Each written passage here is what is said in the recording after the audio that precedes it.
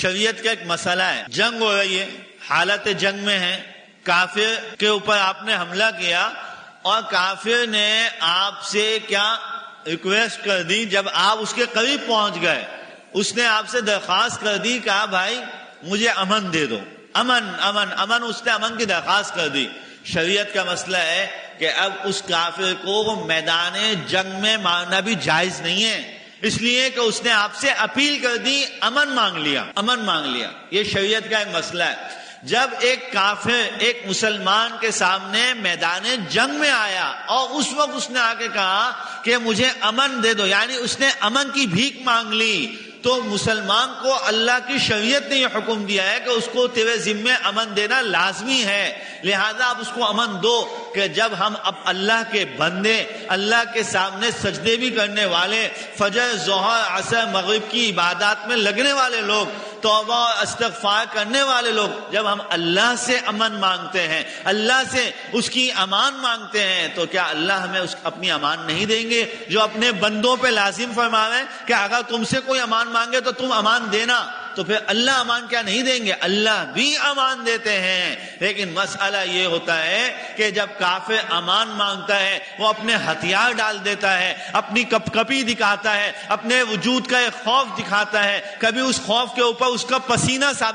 دلالت کر رہا ہوتا ہے، کبھی اس خوف کے اوپر اس کے چہرے کے اثرات دلالت کر رہے ہوتے ہیں۔ جب ہم اپنے اللہ سے امن مانگنے کے لیے بیٹھتے ہیں، دعا مانگنے کے لیے بیٹھتے ہیں، ہم نے گناہوں کا کوئی ہتھیار نہیں ڈالا ہوتا، ہم نے شیطان کو نہیں چھوڑا ہوتا، ہم نماز نہیں پڑھتے ہوتے، جب کہیں پٹتے ہیں تو آتے ہیں اللہ امن دے دے، امن دے دے، امن دے دے، دماغ میں وہی ہوتا ہے کہ یہاں سے اٹھنے کے بعد یا شیف بھی بنانی ہے یا وہ ٹوپی اتار کے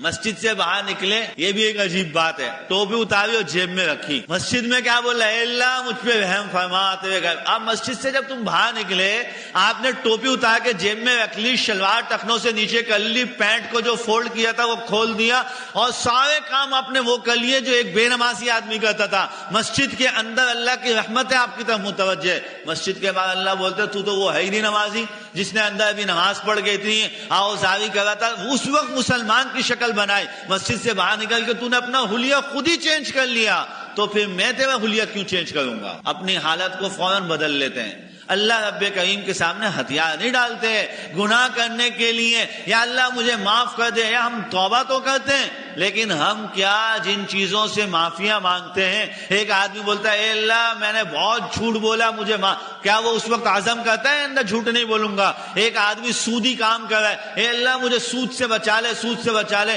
اور اس وقت وہ یہ بھی کہہ رہا ہوتا ہے یار وہ فلاں بس یہ والا سود ادا ہو جائے اور یہ والا سود مکمل ہو جائے، اب سود نہیں لوں گا۔ ہتھیار نہیں ڈالتے، اللہ سے ویسی توبہ استغفار کرتے رہتے ہیں۔ فرق ہے اس کے اندر، ہم اللہ سے امان مانگتے ہیں، اللہ کی رحمت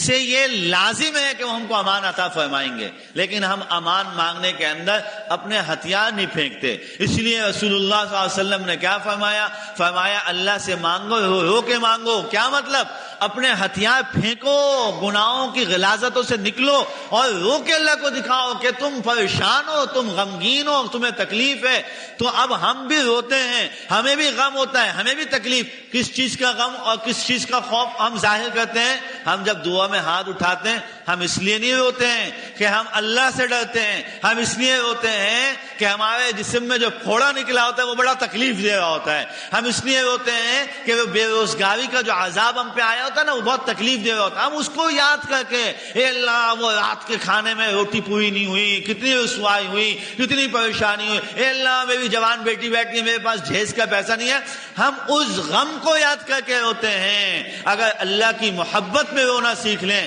یقین جانیے کہ اللہ فوراً ہم کو امان عطا فرما دیں گے، فوراً امان۔ ہر آدمی اس میں ہر آدمی کا اپنا کام ہے کہ اپنا فیصلہ کریں کہ مجھے اللہ سے محبت کتنی ہے اور دنیا کا خوف کتنا ہے۔ دنیا کے خوف سے جب کن پٹی کے اوپر کوئی پستول رکھتا ہے نا سب کو رونا آ جاتا ہے، سب کو رونا آ جاتا ہے، بڑے بڑے اس کے سامنے ڈھیر ہو جاتے ہیں، لیکن جب اللہ کے سامنے ہاتھ پھیلا کے بیٹھے تو اللہ کی محبت میں کتنا رونا آتا ہے۔ اللہ کی نافرمانی سے جو دور نکل گیا تھا، راستہ بھٹک گیا تھا، اس کی وجہ سے کتنا رونا آتا ہے۔ میرے محترم دوستوں اور بزرگوں، اس کی طرف ہمیں توجہ کرنے کی ضرورت ہے۔